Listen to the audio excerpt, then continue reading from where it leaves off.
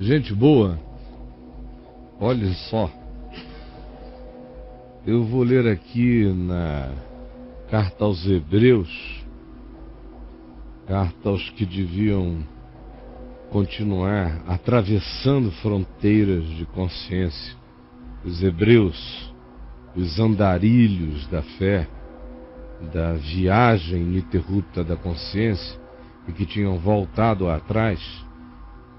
E toda essa carta é para chamar os que, por natureza de vocação, deveriam andar para frente e tinham retrocedido para as primitividades fetichistas das crenças, ao invés de evoluírem na liberdade intangível, porém concreta da fé.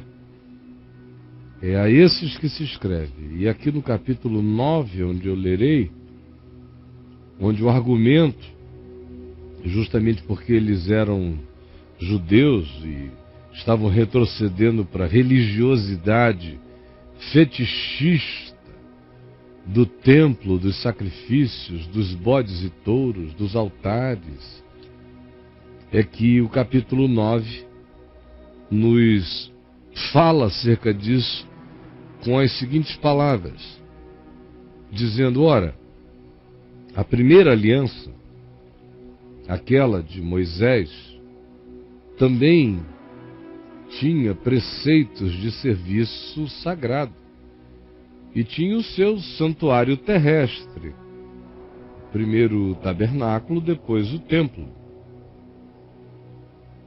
templo em Jerusalém.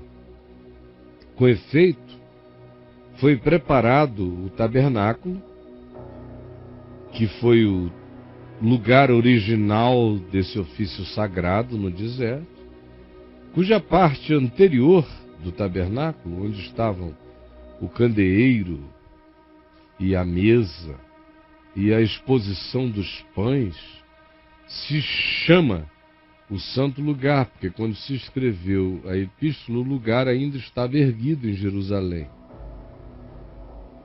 Daí a designação no presente, o lugar está lá, se chama o santo lugar. Por trás do segundo véu se encontrava o tabernáculo, que hoje no templo de Jerusalém, ou naquele tempo, enquanto o templo estava erguido, ele diz no presente, se chama o Santo dos Santos. Por trás do segundo véu se encontrava isso no tabernáculo. Ora, o Santo dos Santos, nele e havia um altar de ouro para o incenso que se queimava. E lá também estava a Arca da Aliança, com a vara de Moisés, as tábuas da lei e uma porção do maná. A Arca da Aliança, coberta de ouro, na qual estava uma urna de ouro contendo o maná, a vara de Arão, a vara do sacerdócio, que floresceu, e as tábuas da aliança de Moisés.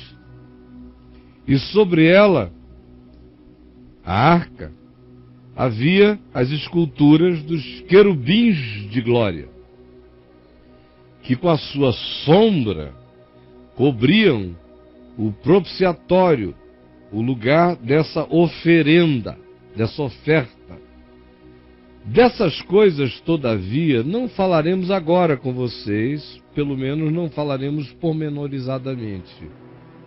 Diz o escritor de Hebreus e prossegue, dizendo: ora, depois de tudo isto, e de todo esse rito, e de toda essa decoração, e de toda essa preparação, e de toda essa sequência simbólica preparada desse modo, com os significados que carregava, continuamente entram no primeiro tabernáculo os sacerdotes, não no santo lugar, mas no santo dos santos, onde acontecem as realizações dos serviços sagrados, ou aconteciam, quando o templo ainda estava erigido.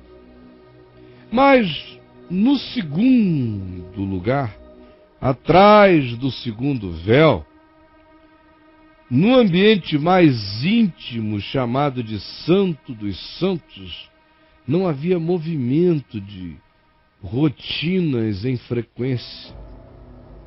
Apenas o sumo sacerdote, sozinho, uma vez por ano, não sem sangue, ou seja, levando sangue, oferece. O templo ainda estava erguido, o verbo é no presente. Oferece por si e pelos pecados da ignorância do povo, o sangue que carrega lá para dentro.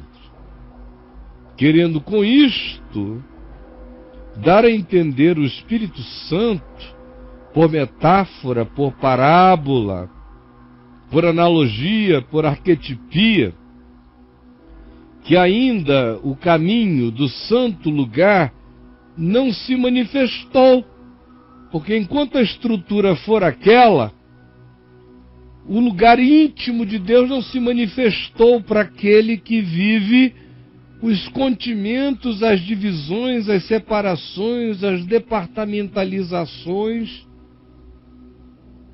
propostas por essa arquetipia, por essa montagem, por essa arquitetura de templo que quer carregar um significado de natureza espiritual.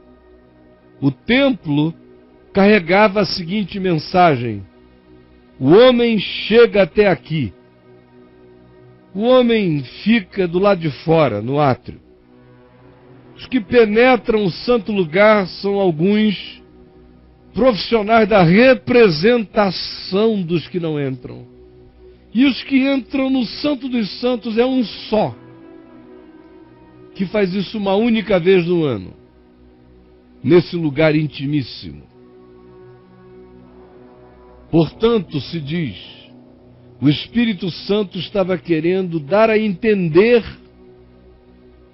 que o caminho do santo lugar não se manifestou enquanto esse templo estiver erguido, enquanto a religião for o paradigma, enquanto os modelos de separação e de representação do homem perante Deus carregarem as oficialidades da religião, enquanto a espiritualidade humana viajar por dentro do aprisionamento desses continimentos, dessa percepção tão primitiva,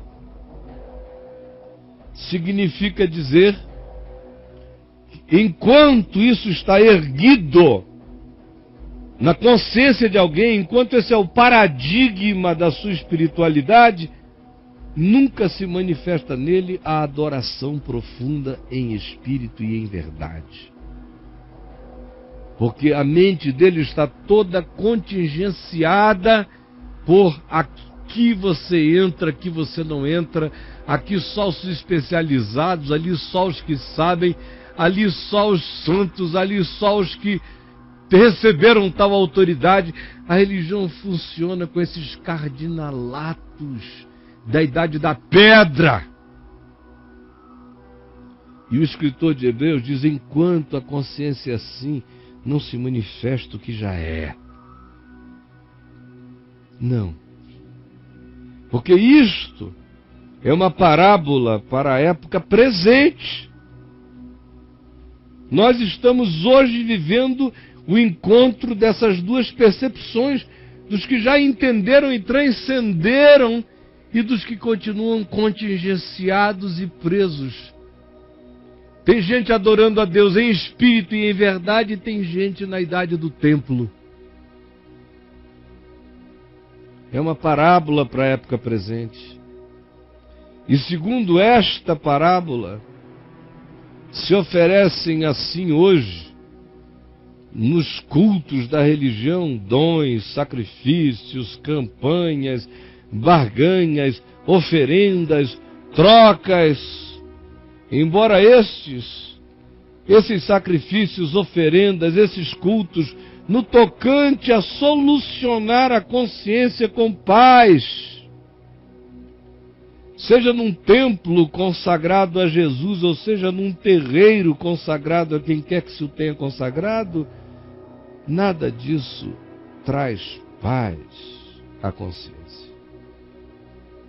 Sim, eles são ineficazes para aperfeiçoar o que presta o culto. Por isso ele continua irresoluto, angustiado, sem solução, incompleto, insatisfeito.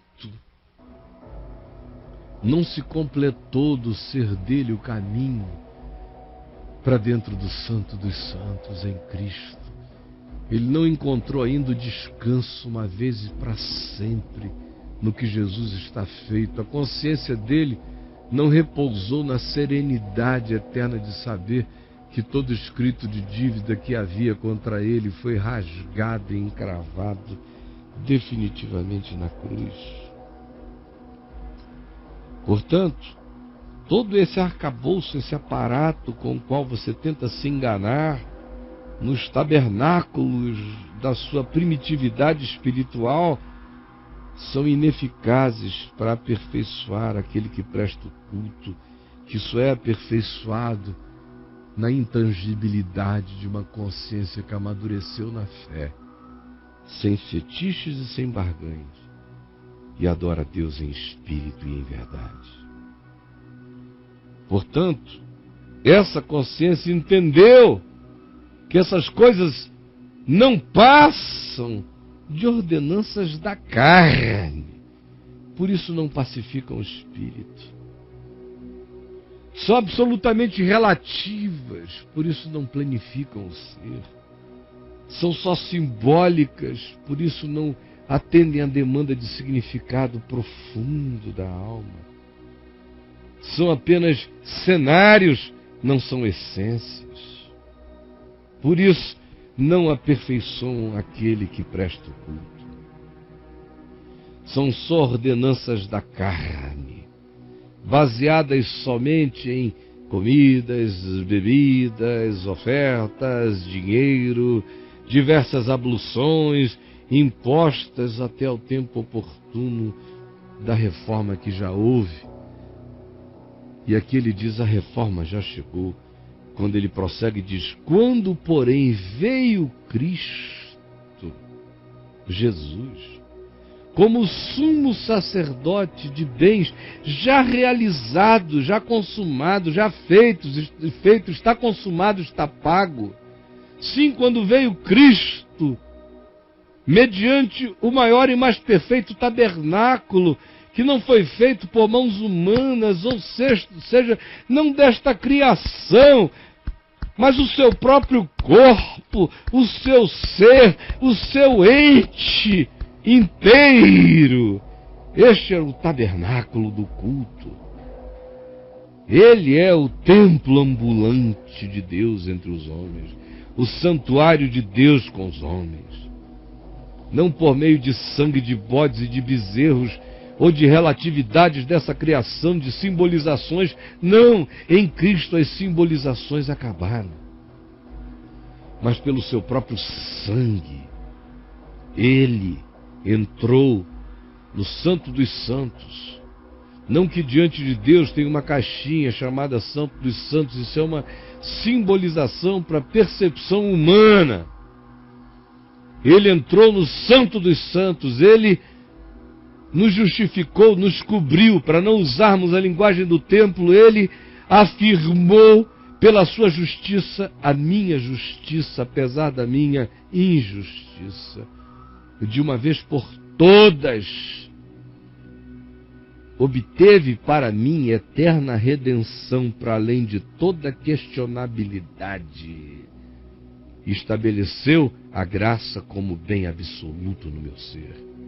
Portanto, gente, se o sangue de bodes e de touros lá no templo de Jerusalém, a cinza de uma novilha, aspergida sobre os contaminados, os santificava simbolicamente, enquanto Jesus não tinha vindo, apenas como paliativo psicológico para a alma culpada, quanto mais agora, quando nós somos justificados pela consciência do sangue de Cristo, pelo Espírito eterno, pela certeza absoluta.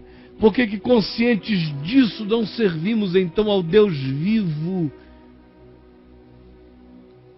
em espírito e em verdade, ao invés de vivermos os primitivismos das crenças dos alienados, dizendo: ó Deus, eu vou te dar dinheiro, mas me ajuda.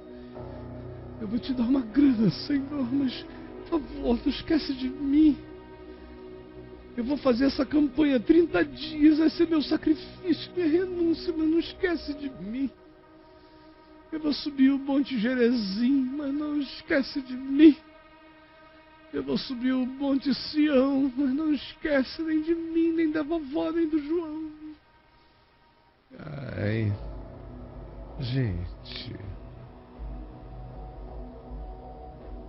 é de Cristo, é do Cordeiro Eterno, é do sangue absoluto que acabou com todas as relatividades.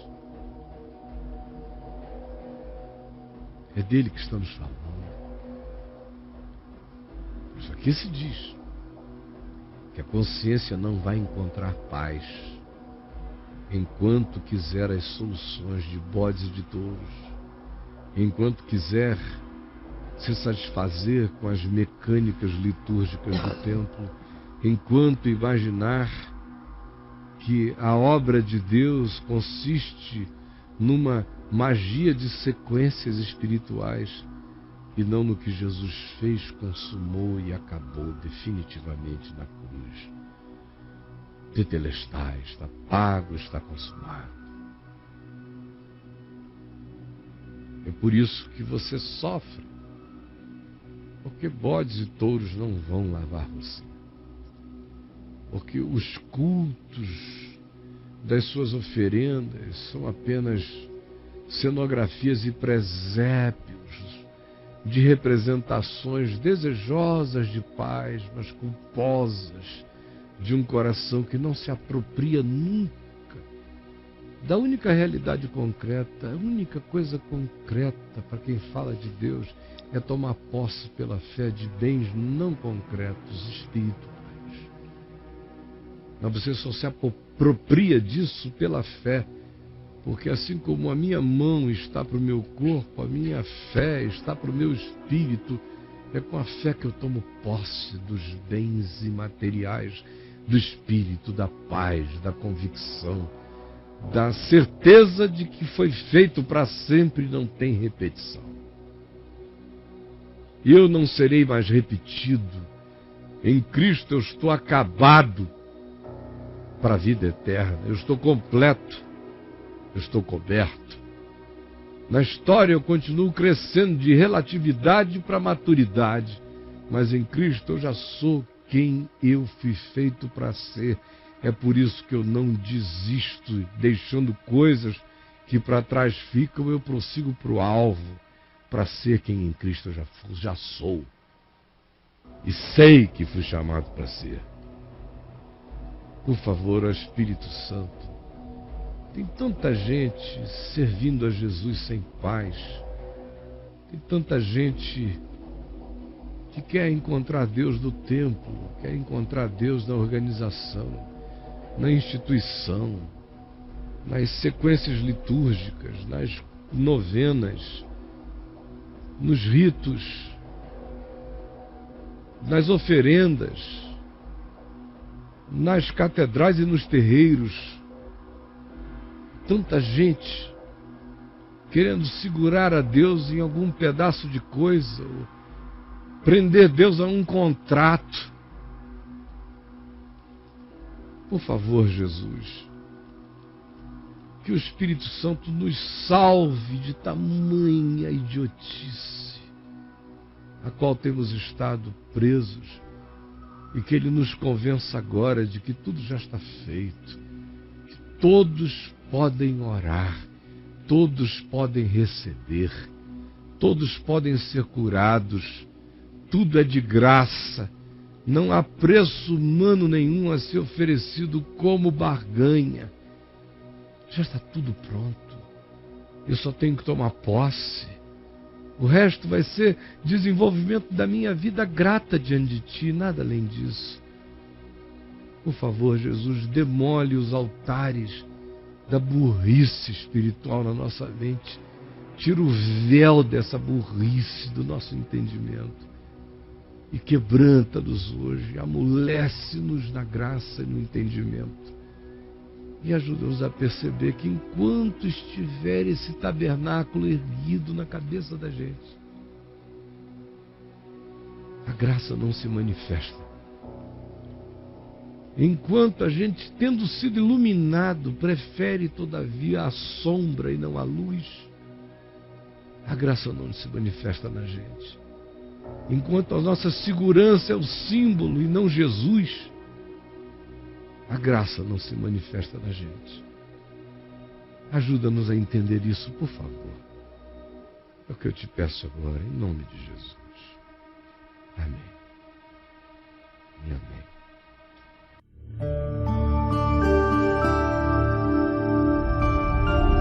VNV TV, o canal é você.